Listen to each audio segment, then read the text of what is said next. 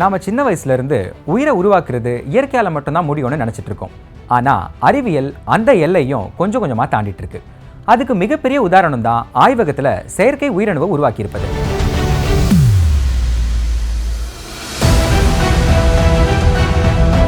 அமெரிக்காவில் இருக்கிற மினசோட்டா பல்கலைக்கழக விஞ்ஞானிகள் பல வருட ஆராய்ச்சிக்கு பிறகு ஸ்பட் செல்ஸ்னு ஒரு செயற்கை உயிரணுவை உருவாக்கியிருக்காங்க.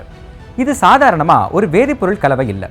ஒரு உயிர் உருவாகிறதுக்கு தேவைப்படக்கூடிய சில முக்கியமான பண்புகள் இதுக்கு இருக்கு. உதாரணத்துக்கு இந்த உயிரணு தனக்கு தேவையான ஊட்டச்சத்துக்களை தானே உற்பத்தி செஞ்சுக்கிட்டு வளருது.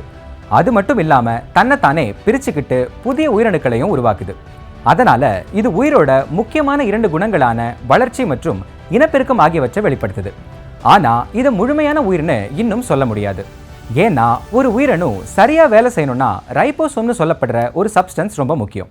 இதுதான் உயிரணுவுக்கு தேவையான புரதங்களை தயாரிக்குது. இந்த செயற்கை உயிரணுவால அந்த ரைபோசோமை இன்னும் தானா உருவாக்க முடியல. அதனால விஞ்ஞானிகள் இதை முழுமையான செயற்கை உயிரணுன்னு சொல்லாம உயிரின் பல பண்புகளை கொண்ட செயற்கை உயிரணுன்னு சொல்றாங்க.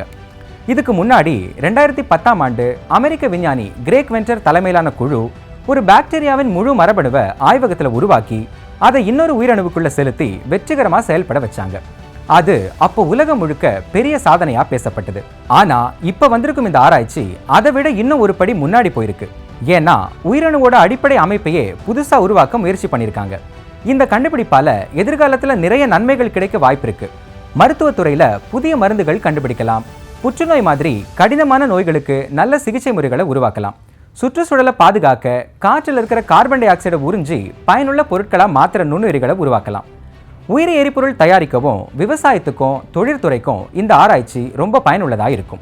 அதே நேரத்தில் சில கேள்விகளும் எழுது. மனிதன் செயற்கையா உயிரை உருவாக்குறது சரியானதா?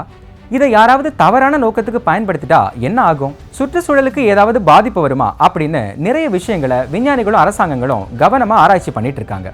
அதனால இந்த மாதிரி ஆராய்ச்சிகள் எல்லாமே கடுமையான பாதுகாப்பு விதிமுறைகளின் கீழ் தான் நடக்குது. முடிவா சொல்லணும்னா ஆய்வகத்துல செயற்கையா உயிரணுவை உருவாக்குறது அறிவியல் உலகத்துல ஒரு மிகப்பெரிய சாதனை. இது இன்னும் ஆரம்ப கட்டத்துல இருந்தாலும் எதிர்காலத்துல மருத்துவம், சுற்றுச்சூழல், விவசாயம், தொழில்நுட்பம்னு பல துறைகள்ல பெரிய மாற்றங்களை கொண்டு வரக்கூடிய திறன் இதுக்கு இருக்கு.